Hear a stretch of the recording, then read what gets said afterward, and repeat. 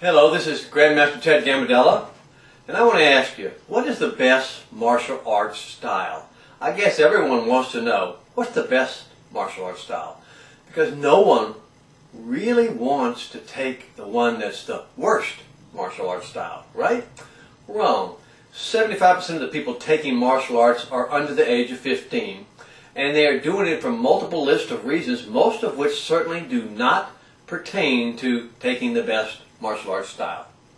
The parents of the children who are paying for the actual classes realize that their son or daughter is probably not going to be in the martial arts the rest of their life, but only long enough to learn some great self-defense techniques, of which 99% of the schools out there are capable of teaching, and getting a little exercise, of which 99% of the actual schools are capable of teaching, and becoming more flexible and have an improved balance, of which 99% of the schools out there are capable of teaching.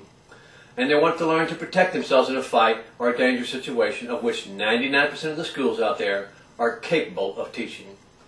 And they might want to win some tournaments or compete in some local small fun tournaments, of which 85% of the schools out there do.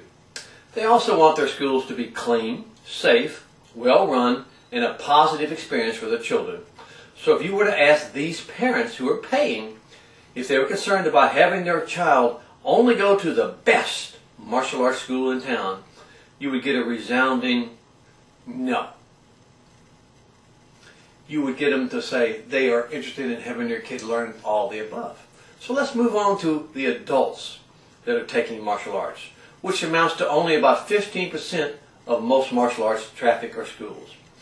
These people are taking martial arts for various reasons, including learning some practical and effective self-defense techniques, of which 99% of the schools out there can teach, improving their health and vitality with some great exercise and workouts, of which 99% of the schools out there do, improving their flexibility and coordination, of which 99% of the schools can do.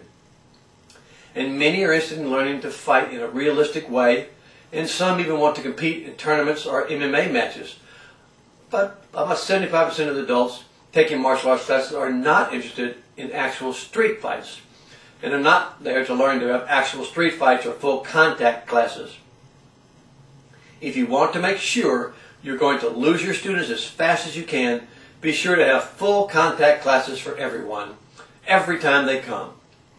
And if you want to be sure that you're not going to ever get any new students to replace the old ones that you've injured or run off, be sure to let your new students have full contact matches with your best black belts and your meanest students from the first class on.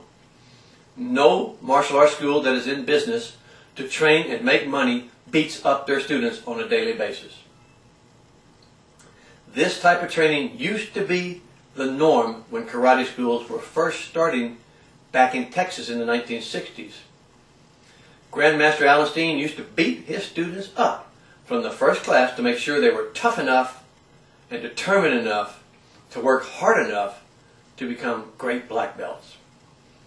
This made all the students in his original classes extremely tough and produced some of the greatest black belt fighters in the Texas and the United States history.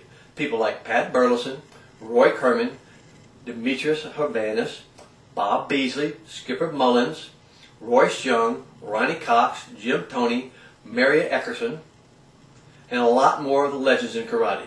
It did, however, limit his school's growth, and Grandmaster Steen was a great businessman as he was a great fighter, and so he quickly figured out that the blood and guts style would not work for everyone. So he had special fighting classes for those who wanted it, and for the rest he had his regular tough karate classes, but not the blood and gut ones. In the current world of martial arts, this blood and guts style won't work, and so 90% of the schools don't offer such blood and guts training. Randy Couture has a huge school in Las Vegas and produces some of the best and toughest fighters in America.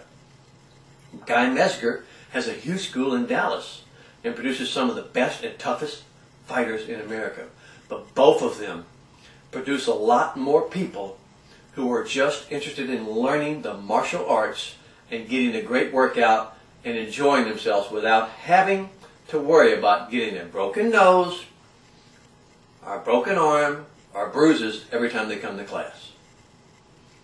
Let's look at some of the styles that purport themselves to be the best style. Gracie Jiu-Jitsu certainly claims to be the best MMA style and has produced some of the great fighters in the world. And in my opinion is one of the best styles in the world for ground fighting. But it sucks for fighting in the water. And it really doesn't work good fighting on concrete or hard floors, where most fights actually take place. It does not work well against multiple opponents. And even though it was invented to let the smaller man beat the bigger, stronger man, it takes 10 years to learn to be a great Gracie Jiu-Jitsu roller. And 90% of the students that go to that school never become a black belt. Just like in all martial arts school. Krav Maga, or the Israeli martial arts, said they're the best style. And they are very effective at what they do.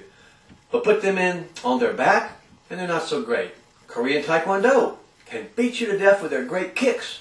Put them on the ground, and those flying kicks don't work so good. You know, Muay Thai fighters, they are great, but their life expectancy is only 5 years. Not my idea of a lifetime sport. Judo players can throw you on the ground and beat a brawler, but it's very hard against a shirtless man. Most women can do boxing styles, and even some can't do the real boxing styles and the ground fighting styles. Many of the great boxing and some of the great jiu-jitsu players just don't have the 15 years necessary to become a world-class jiu-jitsu player. And they don't want to get the broken arms, the broken noses. Boxers can be beaten with kicks and ground fighting. The list of styles and their faults and the other styles that can beat them goes on and on and on. When you compare one style to the other, one's always going to be better in some aspects, one's going to be better in some others. That's why they call it mixed martial arts. The point is that the best style is not really what people want, and if you're trying to start a school that only caters to students who want to learn the best style, you're fooling yourself and your students. The best style is the one that works for you in particular in a given situation. If you're taking martial arts to learn to street fight only, then you need to go to a street fighting school. If you're taking martial arts to stay healthy, to get a great workout, to enjoy yourself, to have a great time, to meet new friends, then go to 99% of the martial arts schools in America.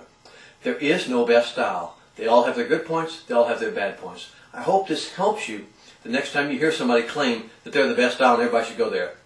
There is no best style.